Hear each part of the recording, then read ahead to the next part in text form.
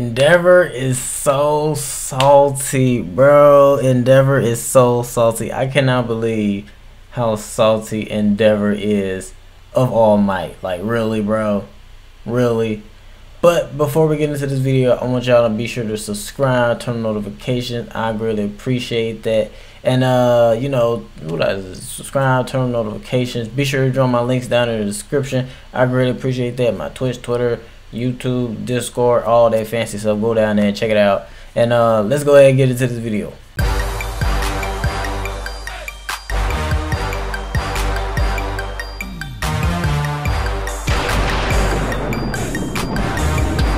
So with this episode, it kind of was like a slow episode. Wasn't that much fighting, if fighting in any, because the only thing we got was towards the end. But you know, so the point of this episode, which I kind of liked about it, was us getting into more of Todoroki's side of the story, because we find out more information about Todoroki's past. Thumbs up.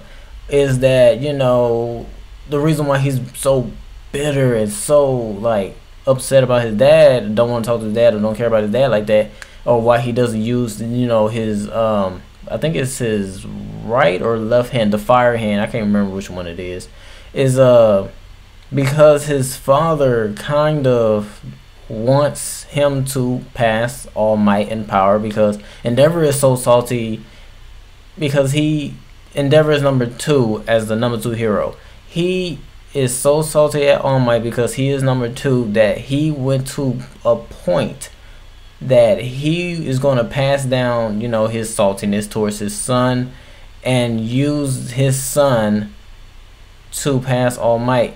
And the reason why is Todoroki's mom is you can say kind of don't really like his dad, I guess you could say. And we don't really know the true back, like all that, but his mother poured boiling hot water on his face just because of probably his dad, which is Endeavor. And you know, that's the reason why Todoroki doesn't use that side of his power, because of that. And then we find out that his father kind of arranged this marriage, or this, you know, get together thingamajig to make the Todoroki, is because he wanted his son to pass All Might in power, which was weird to me. Like, he chose a specific quirk that he knows would work for him and will work for his son. Like, that's crazy. Like, I'm guessing his mother can use ice and his father used fire, which is why he uses the ice move and not his father's move. So that was kind of interesting how they kind of told us the story. And then we see Deku and Midoriya, he's saying that, oh snap, like his backstory is like a main anime character backstory. Like, he's kind of like the main character, the way he is telling this story of like having that sad past and going against his father. Like, his past is kind of like that, you know, that main character type of story, which was like, yeah, that's true, because Todoroki had a crazy past. And Deku, his only past was he never had a power, and he got his power from All Might. You know, he didn't really have that like super sad type of past, but he always wanted to have a quirk, and that he could never have until All Might came in his life.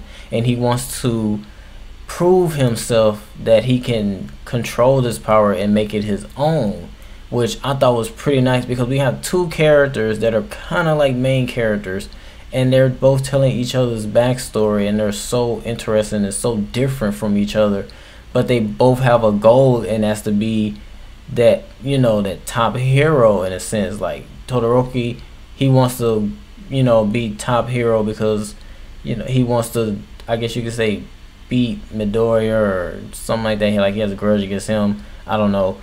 And then Deku, he just wants to prove himself that he can control this power that All Might has to become that #1 hero. So these stories are so different, but their goal is kind of one and the same. And Bakano is, you know, creeping in the back listening to this, and he's like, oh snap. Like, so it's, you know, these three characters kind of, you know, understanding each other, which we haven't got really Bakano's backstory, so I'm guessing we're gonna get that. Hopefully, I would love that. But it was kind of interesting the way they told this type of story in this episode, because it was so crazy. And Endeavor is so salty at All Might just because he's number 2 and can't pass All Might in power.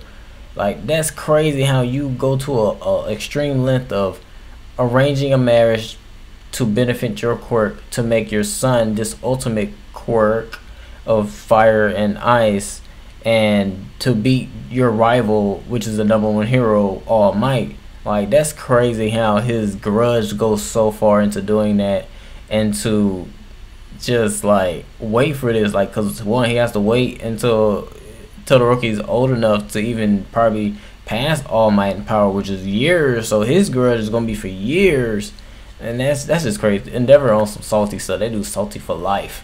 And like, that was kind of crazy. And then, you know, we get the tournament type of into this episode. We get into the tournament, which is 1-on-1, which I'm gonna love to see that. Some 1-on-1 battles gonna be sick. This is what I, you know, came watching this show for. I love fighting. I love 1-on-1, and this tournament style is gonna be nice.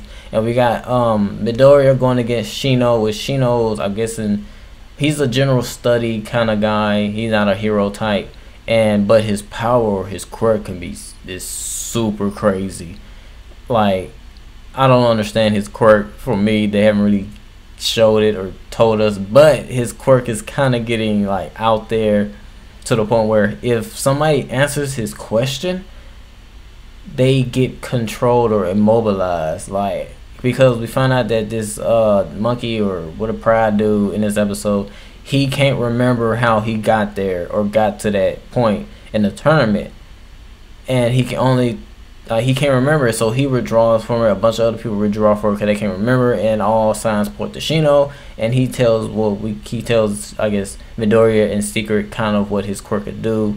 And when we get into this tournament, you know, I think his name is Shino. Shino is asking his questions, asking Midoriya questions, and you know, when Midoriya gets so upset, he answers it, and then he just freezes. Like, he can't move, and that was the end of that episode. So that was crazy. His quirk is on some different type of level stuff. I don't understand it, but it seems like it's crazy. And then he says like, you lose or I win. Like, that was crazy. But like, Endeavor's salty. That's what we got out of this episode. Todoroki, you know, wants to prove himself to never use that right side of his body, or yeah, I'm thinking, no, maybe it's the left side of his body, or the fire side. And he wants to prove that. And when he, you know, fought Midoriya, he accidentally used it off instinct because it overwhelmed him, and that really, you know, it goes against his pride, or his, you know, saying that he'll never use that firepower. So this episode was kind of crazy. A lot of backstories. You know, it was really nice to understand Todoroki and get, you know, his backstory of who he is. And I really love these type of episodes, not just all about fighting, which I love. It's all about that backstory. So thank you all for watching. I greatly appreciate it. And you know, #PrimalPack. Be sure to join my links all down there in the description. Subscribe, turn notification, Twitter, Twitch, YouTube, all that fancy stuff. Be sure to do that. And I'll see y'all in the next episode. #PrimalPack, and peace out.